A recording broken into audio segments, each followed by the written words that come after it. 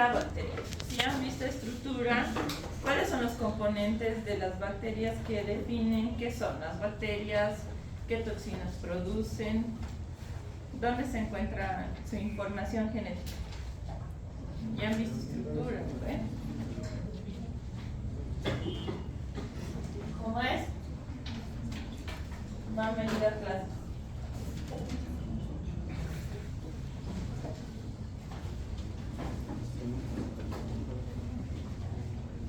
¿Cómo es? ¿Dónde está? En la célula eucariota, ¿dónde está la información genética? No está en el núcleo. ¿Dónde está la información genética? ¿En? En los cromosomas. ¿Y en la bacteria? ¿Sí? ¿Acaso las bacterias no tienen cromosomas? Tienen. ¿El hombre cuántos cromosomas tiene? 3 pares. ¿Y la bacteria? Muy bien, algunas tienen más de uno, entonces tiene mínimo uno, ¿sí? Entonces el cromosoma es el que lleva la información genética bacteriana. Lo que de aquí no es. Ya.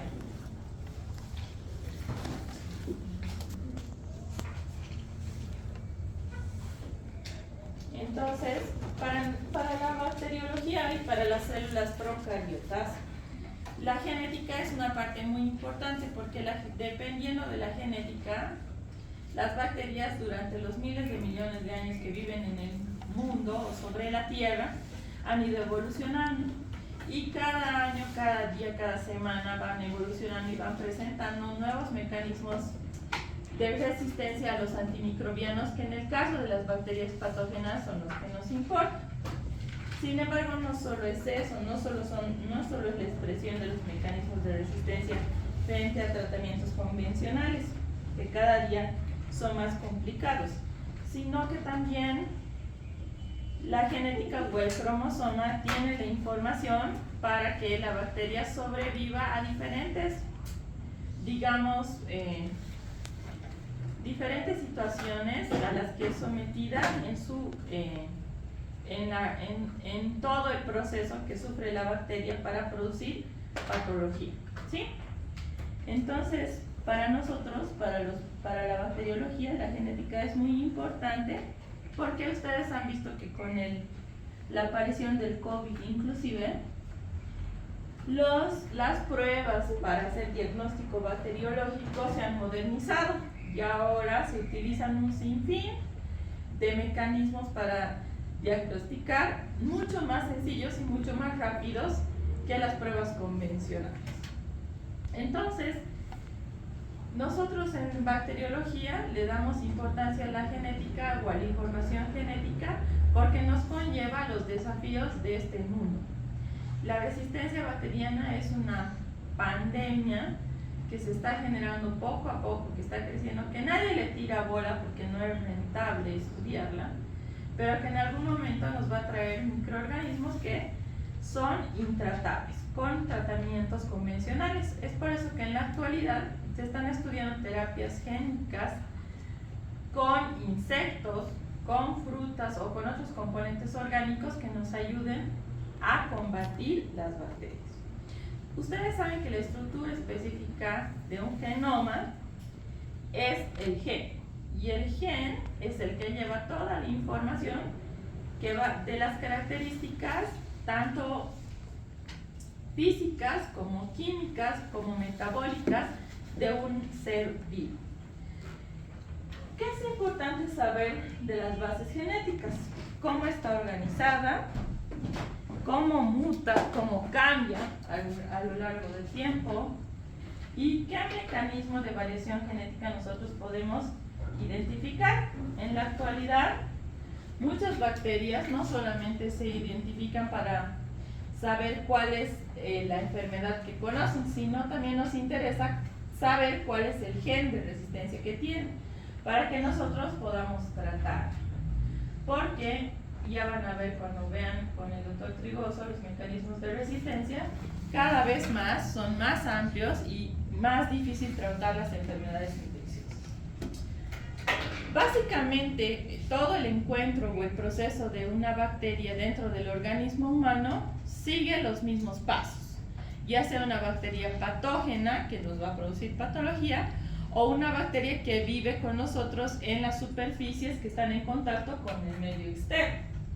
Entonces, la genética va a definir cómo coloniza, cómo invade, cómo se va a vivir a un cierto lugar, que en este caso va a ser su hábitat, y la utilidad que nosotros le vamos a sacar a la genética es que conociendo la síntesis de los productos metabólicos o de los genes o de la presencia o no de ciertas toxinas, nosotros vamos a poder tratar a las bacterias patógenas y vamos a poder sumar a las bacterias que no son patógenas para que éstas actúen como defensa del organismo.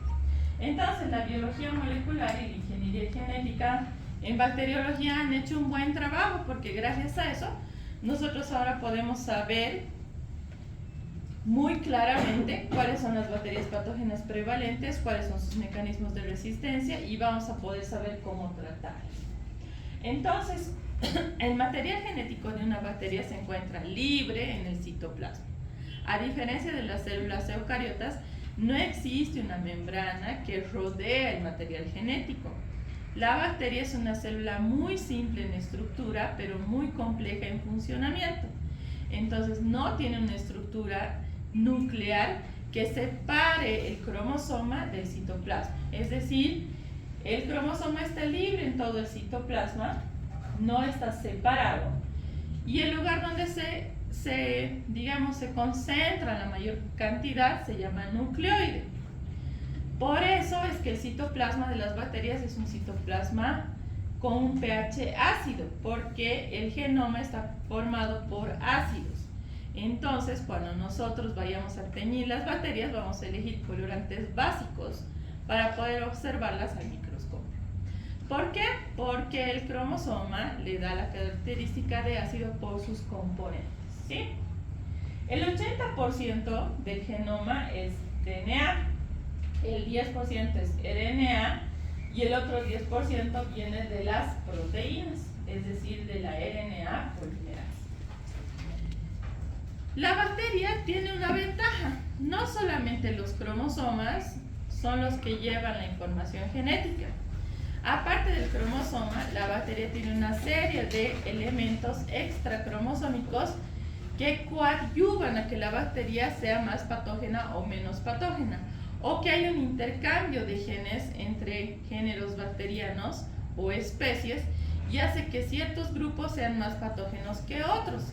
Entonces, aparte del cromosoma, la bacteria tiene plásmidos, tiene transposones, tiene integrones, tiene genes cassette, tiene algunas otras estructuras sueltas que van a acoplarse al cromosoma y hacen que la bacteria adquiera nuevas potencialidades, ¿no? Es como un Pokémon mutante, ¿sí? A medida que adquiere ciertas habilidades o se le suma ciertas características a través de los genes, la bacteria se vuelve más poderosa. Sin embargo, esto no es infinito. En algún momento, el mismo cromosoma tiene sus genes de autorregulación y de reordenamiento, donde empieza a eliminar lo que ya no le sirve. Porque, ¿qué pasaría si una bacteria muta infinitamente? Llega un momento que se autodestruye, porque tanta información genética no puede ser contenida o expresada por un ser unicelular, ¿sí? Entonces, el cromosoma es la base de la genética bacteriana, a la que se suman elementos extracromosómicos que son autorregulados por el mismo cromosoma bacteriano, ¿sí? El cromosoma es una doble cadena circular y cerrada, ¿sí? Es un círculo haploide que puede generar hasta 4 copias en una fase de división o de fisión binaria. Sin embargo, existen otros elementos cromosómicos más pequeñitos que también son autorreplicables, que se conocen como plásmidos, que son los dos componentes más importantes del genoma bacteriano: el cromosoma y el plásmido. El DNA es igual al de una célula eucariota. Es una doble cadena de hélice que tiene sus pares covalentes. La citosina siempre va con la guanina, la timina con la adenina, súper enrollada, pero que a diferencia de las células eucariotas, la bacteria no tiene las proteínas en las que ésta se enrosca, ¿no? El cromosoma del ser humano tiene unas proteínas que se conocen con el nombre de histonas, y alrededor de esas proteínas la doble cadena se superenrolla, ¿no? Y llegan a formar los cromosomas que conocemos como forma de X, ¿verdad? En este caso, el cromosoma circular no produce un superenrollamiento alrededor de ninguna proteína. Sin embargo, tiene unos pequeños proteinoides, o que se llaman similistonas, que cumplen aparentemente la misma función, pero no tan a cabalidad como la célula. Si el cromosoma bacteriano es solamente uno, aproximadamente pesa 40.000 daltons, todos los nucleótidos que lo conforman, y muchas veces depende del número de bases para determinar una especie. Es decir, un cromosoma no es igual en todos los géneros bacterianos. Cada género tiene su propia secuencia de nucleótidos, y cada especie tiene también su propia secuencia de nucleótidos. Es por eso que nosotros podemos hacer una identificación mucho más fácil con biología molecular, que es la reacción en cadena de la polimerasa, para hacer un diagnóstico más certero. ¿Qué es lo que no nos da la reacción en cadena de la polimerasa? Por ejemplo, la capacidad de resistencia y sensibilidad a los antibióticos. Nunca olvidarse que 1000 bases hacen 1 kilobase, y aproximadamente Escherichia coli, que es la más común y la más estudiada, tiene 4200 pares de kilobases en su superenrollamiento. Es decir, que si nosotros desenrollamos el cromosoma bacteriano, tiene pues una distancia muy larga, ¿no? Pero es tan pequeño que no podemos ver. En el año 1963 se ha podido extender todo el cromosoma del Escherichia coli. Aproximadamente tiene 1 milímetro de longitud, es una doble hélice circular, súper enrollada. ¿Qué es lo que nosotros en la actualidad, hacia dónde va, por ejemplo, el mundo de la microbiología? Ustedes han debido escuchar que en Bolivia, porque ha salido mucho en Facebook y en Instagram, ya existe la capacidad de hacer mapas génicos, ¿no? Por ejemplo, en la identificación del COVID, el INLASA trabaja en hacer un seguimiento a los genes de COVID que están circulando en el país. Pero esto no solo pasa con los virus, también pasa con las bacterias. La cosa es que es más compleja y es más difícil de interpretar. En muchos países utilizan la búsqueda de los genes en cada género y especie bacteriana para ver las poblaciones de bacterias en la superficie del cuerpo humano.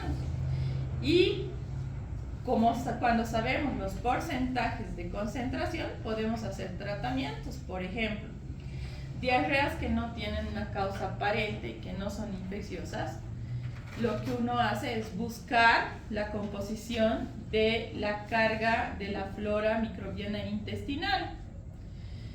Y viendo cuál es la compensación, nosotros utilizamos probióticos para incrementar un grupo u otro grupo. En algún caso se utiliza un trasplante fecal para incrementar la biomasa de bacterias buenas que viven en el intestino. Pero todas estas cosas se sabe gracias a la biología molecular, porque esta identifica específicamente qué genes o qué concentración de genes hay en cada materia. Entonces, cuando nosotros hablamos hablamos de genoma, es todos los genes o todos los elementos completos que están dentro de una célula que la vuelven patógena. Los procesos genéticos que suceden dentro de la bacteria tienen 3 polímeros que ustedes los conocen desde la secundaria: el ácido desoxirribonucleico, el ácido ribonucleico y las proteínas. Estos es la base de la composición de un genoma. Y el DNA es el que compone el cromosoma. El cromosoma bacteriano único tiene 2 tiras complementarias paritarias de DNA súper enrolladas, unidas de forma helicoidal y cerradas en forma circular. Entonces, cuando nosotros vemos que es un cromosoma, es un círculo de doble capa. Los ácidos nucleicos son los típicos ácidos nucleicos que hemos conocido desde la secundaria. Nucleótidos unidos a un azúcar que se unen a fosfatos para formar la cadena biparitaria, que tienen bases nitrogenadas, purinas y pirimidinas, ¿no? Adenina, guanina, citosina, timina y uracilo. Entonces, todo esto es similar, es igualito a la célula eucariota, que varía la cantidad y la información que tiene, ¿no? Entonces, las cadenas del cromosoma siempre son complementarias y antiparalelas y van de una dirección de 3' a 5' en el caso de las bacterias. Entonces, la fisión o la multiplicación de la bacteria siempre comienza en el extremo 3', ¿sí? El RNA tiene 3 diferencias entre la química, existen 3 diferencias claras entre el RNA y el DNA. En primer lugar, las moléculas del RNA tienen un azúcar que se conoce como ribosa en vez de la desoxirribosa entre el DNA y el RNA.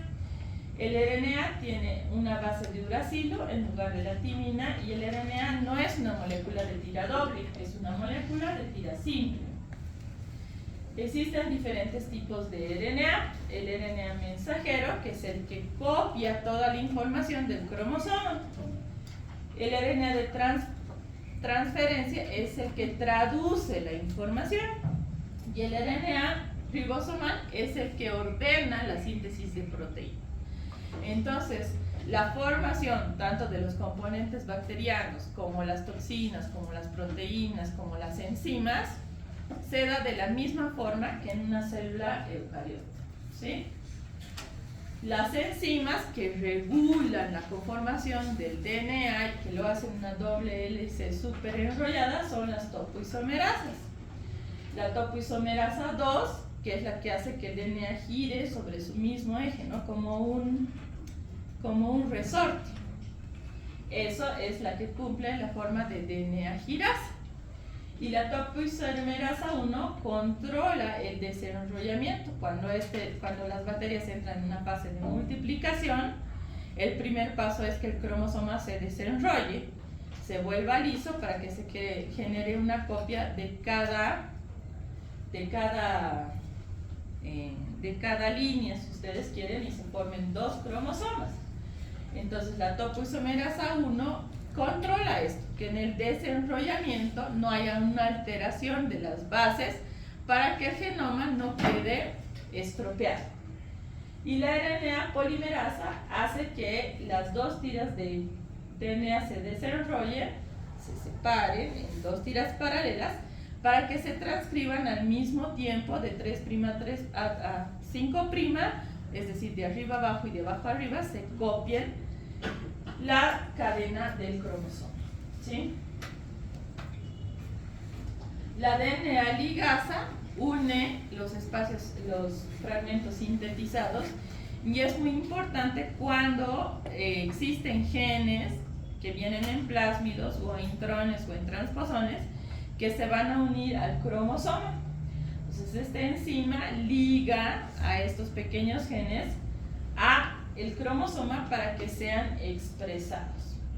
Y la primasa es la que inicia la síntesis de un fragmento roto. Cuando la bacteria se va a multiplicar, se separa la doble hélice y esta enzima es la que empieza a copiar la información genética, ¿sí? Los plásmidos, como ya hemos dicho, son moléculas extracromosómicas fuera del cromosoma, que están conformadas también por ADN circular, mucho más pequeñas, independientes del DNA cromosómico, que se multiplican solas. Es decir, existen muchos plásmidos en cada género bacteriano de diferentes tipos, no siempre de uno, y se pueden además compartir entre bacterias, ¿sí? Entre géneros y entre especies. ¿Qué significa? Que yo puedo tener 50 tipos diferentes de genes plasmídicos que no se expresan porque no están unidos al cromosoma, pero que le puedo transferir a mi compañera algunos, no todos. Entonces, por más de que seamos gemelos idénticos, yo voy a tener una información y ella otra. Y depende qué plásmido se une al cromosoma para que se exprese. Entonces, cada bacteria es individualmente diferente, igual que las huellas del ser humano, ¿no? Eso es lo que nos hace diferentes. Entonces, los plásmidos pueden estar en número infinito en una bacteria, pueden ser de diferentes tipos, y lo que hacen es ir de una bacteria a otra, ya sea del mismo, de diferente género o de la misma especie, y hacen que cada célula adquiera características diferentes. Los episomas son pequeños plásmidos que se integran al cromosoma bacteriano para ser expresados. Un plásmido que está libre en un citoplasma no sirve de nada si no se une al cromosoma porque no puede transmitir la información que tiene, ¿sí? Necesariamente el plásmido para expresarse necesita estar unido al cromosoma. Imagínense que este es el cromosoma, la bacteria tiene diferentes tipos de plásmidos, de todos tamaños, de todos tipos, pero para que este plásmido exprese la información que tiene, necesariamente se tiene que unir al cromosoma y este tiene que expresarse en esa fracción. Si no, aunque el plásmido esté unido y no se expresa, no le da nuevas características. Entonces, los plásmidos son moléculas circulares de DNA de doble cadena que se replican independientemente del cromosoma, que puede haber más de uno en cada bacteria y que pueden tener 100 copias de un tipo en cada bacteria. Es decir, podemos tener 50 tipos diferentes de plásmidos y cada uno se puede copiar hasta 100 veces en una célula. Entonces, una bacteria puede tener muchos tipos de genes diferentes dentro de ella. ¿Qué información tienen los plásmidos? ¿Por qué son tan importantes? Porque a medida que vayamos avanzando en bacteriología sistemática, van a ver, digamos, el Staphylococcus aureus, gracias al plásmido X y Z, a partir del año tanto tiene tal característica. Nos interesa porque dentro de las bacterias o de la circulación de las bacterias patógenas o no, todavía hay bacterias que las conocemos como wild type o bacterias, digamos, que no han sido modificadas por ningún otro gen. Entonces, cuando nosotros nos encontramos con estas, bueno, pues el tratamiento de las infecciones son mucho más fáciles que en bacterias mutadas. Entonces, generalmente, los plásmidos llevan información a la bacteria para que se adapte al nuevo ambiente. Por ejemplo, en la piel vive una bacteria que ya les he dicho, el Staphylococcus aureus, pero también vive en la garganta, pero también vive en los oídos, pero también vive en las mucosas. Entonces, ¿cómo se adapta? Gracias a su genética. ¿Quién le otorga? Los plásmidos. Otra bacteria, el Clostridium, digamos, para que sea patógeno necesita secretar una toxina. Esta toxina la información de secretación de esa toxina está en un plásmido. Si yo me infecto con un Clostridium que no tiene ese plásmido, mi bacteria no es patógena, es avirulenta. Pero si me infecto con un Clostridium que tiene ese plásmido y genera la toxina, entonces mi bacteria es patógena y sí es la causante de mi patología. Entonces, esa es la importancia de saber qué es un plásmido y para qué sirve. Muchas bacterias son patógenas solamente con la presencia del plásmido. Sin ellas son avirulentos. Y muchos plásmidos generan enzimas, como las beta-lactamasas, que van a destruir antibióticos. Entonces podemos tomar 1000 antibióticos y no nos hace nada porque el plásmido de la bacteria hace que secrete una enzima que destruye el antibiótico. Entonces yo sigo enfermo, ¿sí? Entonces los plásmidos son importantes porque estos llevan los genes de resistencia para la bacteria. Todas las bacterias poseen plásmidos. Pueden tener muchos tipos diferentes, hasta 300, es lo que hemos encontrado, 300 plásmidos diferentes en una sola bacteria, en una sola célula, y se replican igual que el cromosoma. No tienen información genética esencial. ¿Qué significa? Que si una bacteria no tiene ese plásmido, no es que se va a morir, simplemente no va a ser patógena, pero sí va a seguir viva, ¿sí? Es decir, que si eliminamos los plásmidos, la bacteria sigue viva. Entonces, los plásmidos lo que hacen es transferir información genética de una célula a otra. ¿Cómo? El plásmido se une al cromosoma, la bacteria entra en una fisión binaria, se copia la información del cromosoma y el plásmido, entonces ya tenemos dos bacterias con esa información. Otra forma es que existen unos virus que se conocen como bacteriófagos, que pueden tener información genética, que infectan bacterias con esta información y bueno, la bacteria se vuelve resistente. ¿Qué tipos de plásmidos existen? Existen 3 tipos de plásmidos: los conjugativos, los de resistencia y los de producción. Los plásmidos conjugativos codifican unas proteínas que son los pilis sexuales, que es un pili largo que puede servir de comunicación entre una bacteria y otra, que sirve como un conducto porque a través de ese conducto pase un plásmido de una bacteria a otra. Los plásmidos de resistencia son los que les dan mecanismos de resistencia a las bacterias frente a antibióticos, desinfectantes, cambios de temperatura, etc. Y los plásmidos de producción son aquellos que ayudan a la bacteria a secretar cosas como toxinas, como enzimas, como exoenzimas o algunas sustancias bactericidas que puedan ayudar a matar otro tipo de bacterias también. Entonces, dependiendo del género, cada bacteria tiene diferentes tipos de plásmidos. Los plásmidos también tienen algunas funciones fisiológicas. Por ejemplo, ayudan en la fermentación de carbohidratos o en la hidrolización de la urea. ¿Y eso para qué nos sirve? Nos sirve a nosotros para identificar bacterias y hacer un diagnóstico. Entonces, o ayudan en la producción de pigmentos, es así que podemos ver algunas bacterias de colores en los medios de cultivo, o secretan algunas enzimas y toxinas que las hacen más patógenas. Lo más importante dentro de una bacteria es que ella todos los días sufre lo que conocemos como recombinación genética. ¿Qué significa?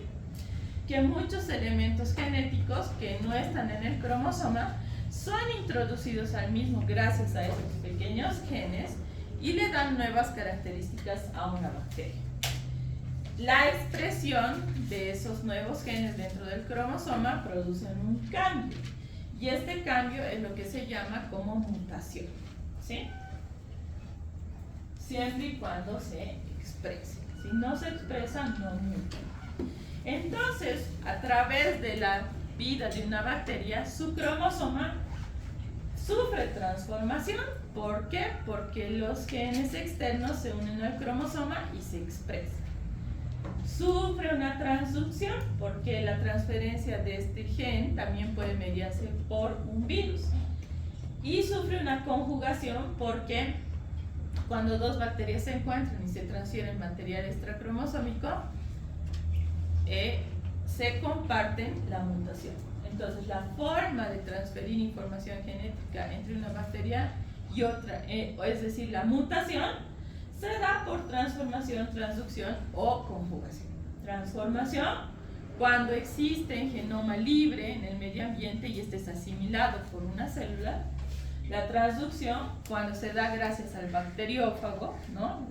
inclusión de un cromosoma en una célula, y la conjugación, cuando dos células comparten información genética, puede ser a través de un bisexual.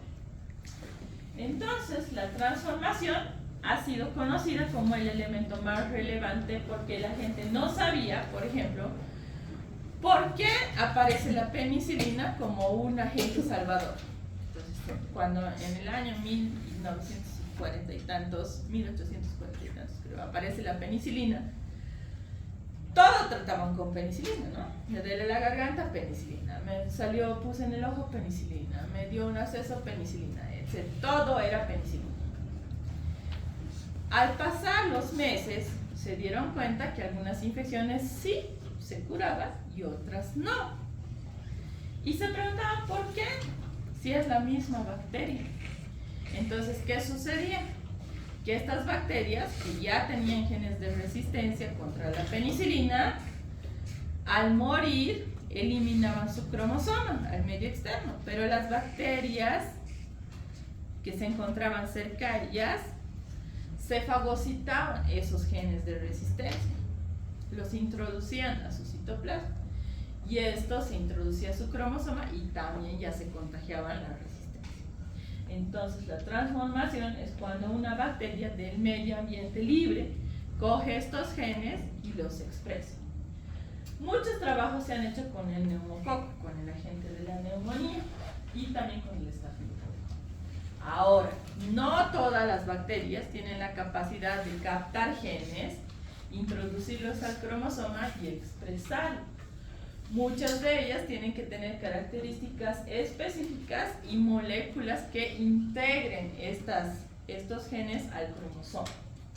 En este caso hay proteínas especiales que coadyuvan a la integración de estos genes al cromosoma.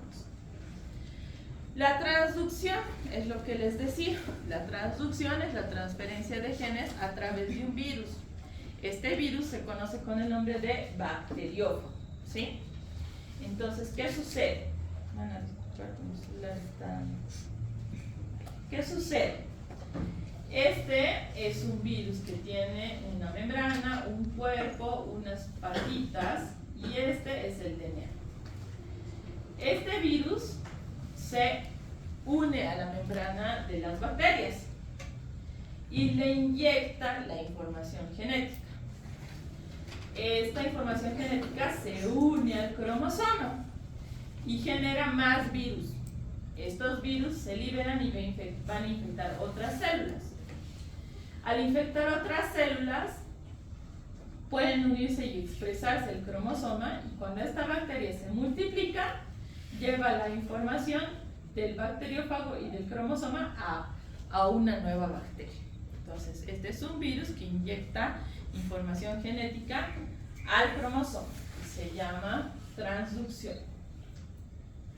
Entonces, este fago lo que hace es inyectar su información y esta ingresa al cromosoma. Sucede o se forman más bacteriófagos que infectan más bacterias o el cromosoma, esta información se une al cromosoma, se expresa y se generan más células igualitas con esa información. ¿Sí? La transducción, entonces, es la infección de un virus a una bacteria a través de un fago. Ahora, ¿cada vez que viene un fago se debe expresar la información? No. Muchas veces se queda libre en el citoplasma hasta que alguna desencadenante hace que se exprese. Entonces, en este caso, el fago se une al cromosoma a cualquier porción y se expresa. ¿Sí? No todos los fagos pueden transducir, ni todas las bacterias son transducibles, que significa que tiene que haber una compatibilidad entre el fago y la bacteria. Y por último tenemos la conjugación, que es el contacto de una célula con otra y el pase del material genético a través del pili sexual. Entonces, el pili sexual es como un conducto que actúa entre dos bacterias a través del cual migran los genes. ¿Sí? Este plásmido puede infectar esta bacteria y darle muchas otras combinaciones o capacidades de resistencia o etc. Entonces, en realidad, lo que estamos haciendo es generando una mutación. ¿Qué es la mutación? Es el cambio hereditario en la secuencia de bases del cromosoma. Que puede ser de dos tipos: fenotípica, cuando vemos una bacteria, qué sé yo, que siempre producía pigmento verde, ahora va a producir amarillo, o genotípica, ¿sí? Cuando esta va a pasar, pero no se va a expresar, no la vamos a ver, ¿sí? Nunca hay que olvidarnos que siempre nos podemos encontrar con las cepas silvestres o las white o cepas salvajes, que son las que solamente tienen la información genética desde sus antepasados, no han mutado. Pero a medida que pasa el tiempo, estas cepas van mutando y estos cambios no siempre son buenos, en algún caso son perjudiciales y en algún caso pueden destruir a las bacterias. Es lo que ahora se estudia. Como hemos visto que los antibióticos ya no hacen daño a las bacterias y los tratamientos antibióticos cada vez son más caros, se estudia ahora la capacidad de introducir genes que destruyan a la bacteria o que logren su autodestrucción. La segunda parte de esta clase es la fisión binaria. ¿Qué es la fisión binaria? La fisión binaria es la forma de multiplicación de la bacteria, ¿sí? ¿Cuál es la multiplicación en las células eucariotas? ¿Cómo se conoce el proceso? Mitosis. En el caso de las bacterias se llama fisión binaria.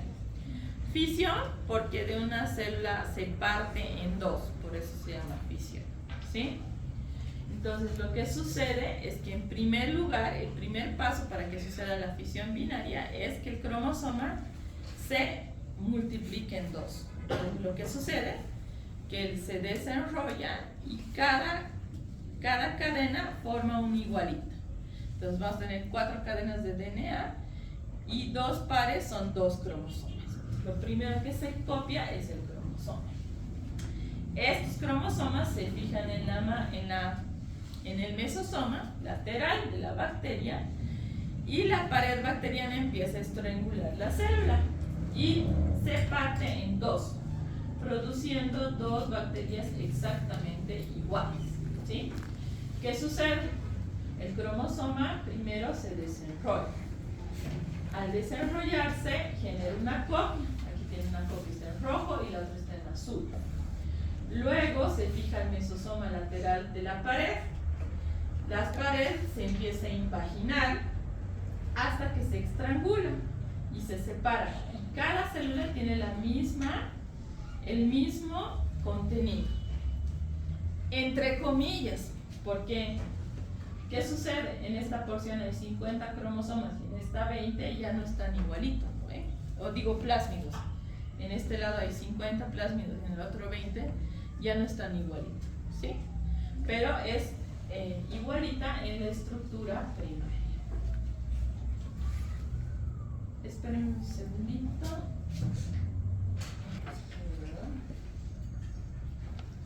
Para completar esta parte, vamos a ver que todo este proceso de fisión binaria sucede en un tiempo, ¿sí?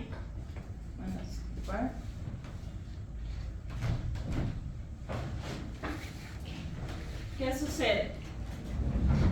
Hemos dicho que la fisión binaria sucede de la siguiente forma, ¿no? Primero, el cromosoma se desenrolla, luego se genera una copia, se fija la membrana, se empieza a invaginar la pared y se generan 2 células igualitas, ¿no? Pero todo esto sucede en un tiempo, que se conoce como curva de crecimiento bacteriano.